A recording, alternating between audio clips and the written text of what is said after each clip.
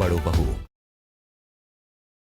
इसी मुश्किल घड़ी में उसका कंधे तक कंधा मिलाकर साथ देंगे बापू।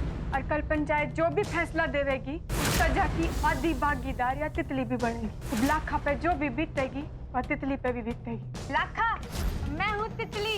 अरे देख, सारी मन पसंद के परात लेकर आई सुबह से मैं। लाखा,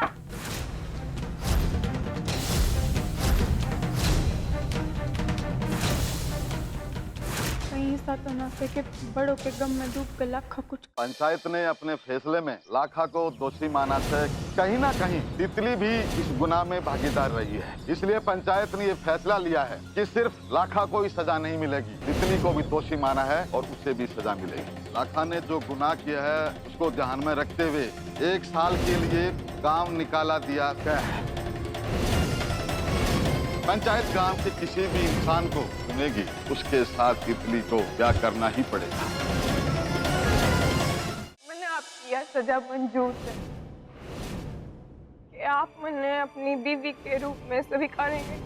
मैं किसी भी कीमत पे ना तितली का ब्याह इस भरत सिंह से न होने दूंगा। जो तितली का हाथ और कौन थामेगा? मैं थामूंगा इसका हाथ। अब जो अपने फैसले से पलट ना सकता है, इसको बड़ों का हाथ छोड़ना पड़ेगा और हमारी छोरी तितली का हाथ थामना पड़ेगा। ना राम जी, मैं बड़ों का साथ कभी ना छोड़ूं। वो हमारी धर्म पत्नी से, मैं तितली से भी वो ब्याह ना कर सकता। और ये तो मैं कतई ना होने दूंगा। मैं इब के इब जाके सारे पंचों से बता दूंगा कि तारे मन में क्या चल रहा है।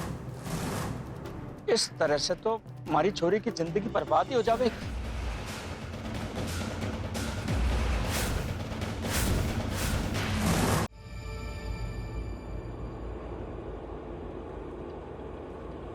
भगवान जाने ऐसे कौन से विशेष महाराज हैं ये। अरे इतना ढूंढने पे तो भगवान खुद मिल जाते हैं। पिंकी जी, आपके चक्कर में ना पूरा हरियाणा घूम घूम के आप वर्ल्ड टूर ही कराने वाले हो आज। तो राणा जी, आप हमारे पे क्यों चिल्ला रहे हो? अरे पिंकी जी, आप समझ ही नहीं रहे। लगा लगा लगा, फोन लगा। अरे किसी का फोन आ गया। हेलो हेलो जी, नमस्ते। मैं कब से शिविर में फोन लगाने की कोशिश कर रही हूँ, पर फोन कोई उठा ही ना रहा सर। हाँ हाँ पिंकी जी, आप परेशान ना होइए। हमें पता है कि आपके आसपास कोई ना कोई है, तब आप हमसे इतना प्यार से बात कर रही हैं। अब खैर यो सब बातें छोड़िए, यो बताइए कि हम कोमल सिंह अलावत को लेने कब तक पहुँचे? अब हमारा मतलब ये होता है कि पूजा कब तक खत्म होगी? हम लोग तो निकल गए, ऐसे रास्ते में ही है। बात ऐसी है पिंकी जी कि हमारे गाड़ी का टायर पंक्चर हो गया है। क्या? लेकिन आप परेशान ना होइए, हम ये काम जल्दी ही पूरा कर लेंगे। लेकिन एक बात बता रहे हैं, ये काम पूरा करने के लिए कम से कम 1.5 से 2 घंटे चाहिए। हेलो, अजीब नमूने से ये लोग, अभी भी 2-2.5 घंटे लगेंगे इन्हें। मैं क्या बोलूं? मालती, तू ही कुछ बोल दे।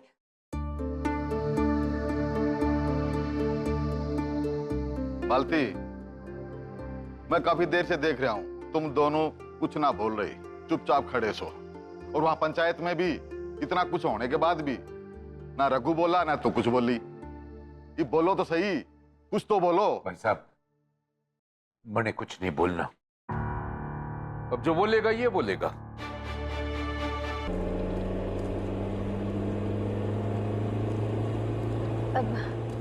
अच्छा, ये भी आखिरी हवन चल रहा है, कम से कम 2-2.5 घंटे लगेंगे। कोई ना, ठीक से हम 2-2.5 घंटे के बाद पहुंच जाएंगे। अच्छा जी, हाँ, नमस्ते। क्या ठीक से पिंकी जी? अरे आपको उनको साफ साफ बोल देना चाहिए था कि हम लोग बड़ों को लेने के लिए निकल गए हैं। राणा जी, आप भी छोटी छोटी बात पे गुस्सा क्यों करते हो? 2-2.5 घंटे की बात से उसके बाद बड़ों आ जाएगी। राणा जी, इतनी सी बात पे क्यों परेशान होना? अब आप परेशान हो जाते हो ना तो हमारी भी धड़कनें तेज हो जाती सर। हमारी धड़कनें तेज हो जाएगी तो मैं तो बेहोश हो जाऊंगी। एक बात सुनो राणा जी, इधर सामने कोई ढाबे पे चलते और पेट पूजा करते। जब तक पेट पूजा करेंगे तब तक बड़ों की भी पूजा खत्म हो जाएगी, है ना? क्यों जी पिंकी जी, आप तो ठीक रास्ते पे चल रहे हैं ना? कुछ आ रहा है याद? राणा जी, अगर आपको हमारी याददाश्त पे इतना ही शक है तो आप हमारे को बार बार क्यों पूछ रहे हो? आप गाड़ी से उतर के किसी से भी पूछ लो कि शिविर का रास्ता किधर से, बता देंगे। अरे नहीं नहीं पिंकी जी, आप भी ना, आपकी नाराजगी अभी तक दूर ना हुई हमारे से ना। आपसे नाराज होके ना बैठूं मैं, वो तो आपने हमारे ऊपर सवालों की बौछारी कर दोगे। और एक तो नालायक चुन्नू मुन्नू ने अभी तक ना कोई मैसेज किया से ना कोई फोन। भगवान ही जाने इसने बड़ों को रास्ते पे छोड़ा भी है या ना।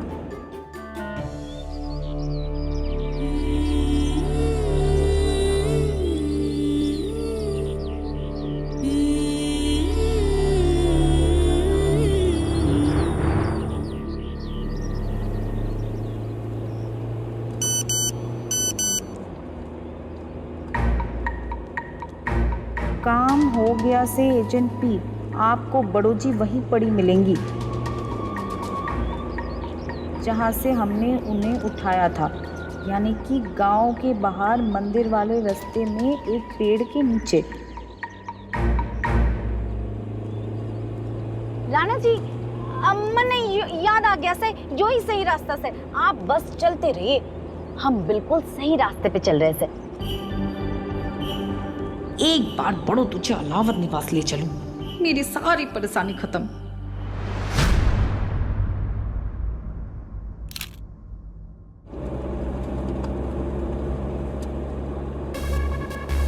हमें फटाफट पहुंचना है मोटी छोरी के पास, पर ये मिलेगी कहाँ? अरे ये पता तो हमें यही मिला से कि छोरी पुराने मंदिर के पास सड़क किनारे मिली थी। चल जल्दी।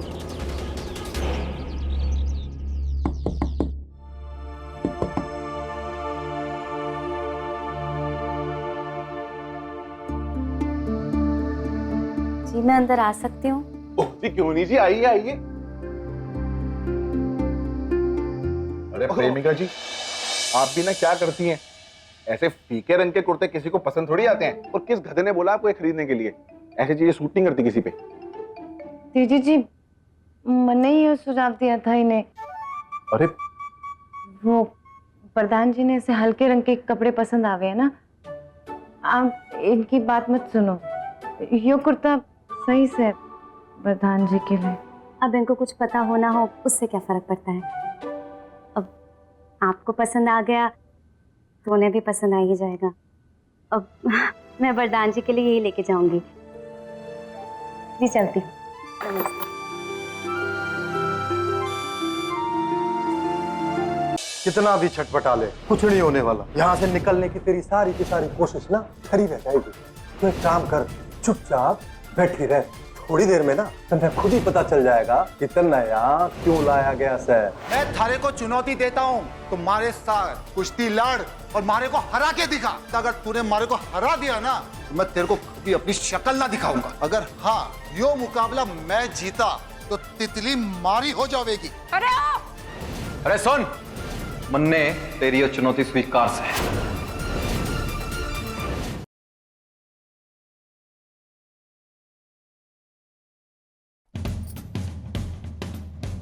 और देखिए वो मैं हमरे अम्मा जी का हार भी है, उनको संभाल के रखिएगा।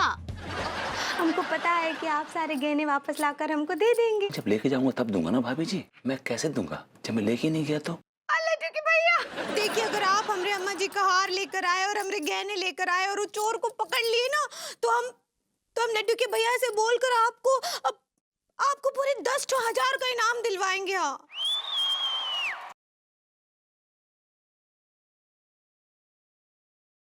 कंस के अत्याचारों को सदा के लिए समाप्त करने हेतु कान्हा ऋषि गर्गाचार्य के समक्ष बताते हैं कंस के वध का अपना निर्णय। गोकुल और वृंदावन पे आने वाले संकटों का कारण एक ही है, कंस। अब पापी कंस के पापों का घड़ा भर चुका है गुरुदेव।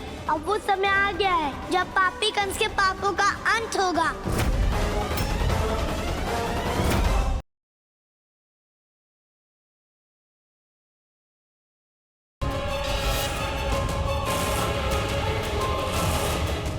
जब भोला डॉन को पुलिस नहीं रोक पाए तो आपका ये पहलवान क्या रोकेगा? समझे? क्या करने वाले हो? कुछ नहीं, आप लोगों ने जबरदस्ती दूल्हा उठाया था ना, अब मैं जबरदस्ती दुल्हन को उठाऊंगा, और वो भी सबके सामने। अब मैं भी देखता हूँ बाबूजी कि ये सगाई होती कैसे है।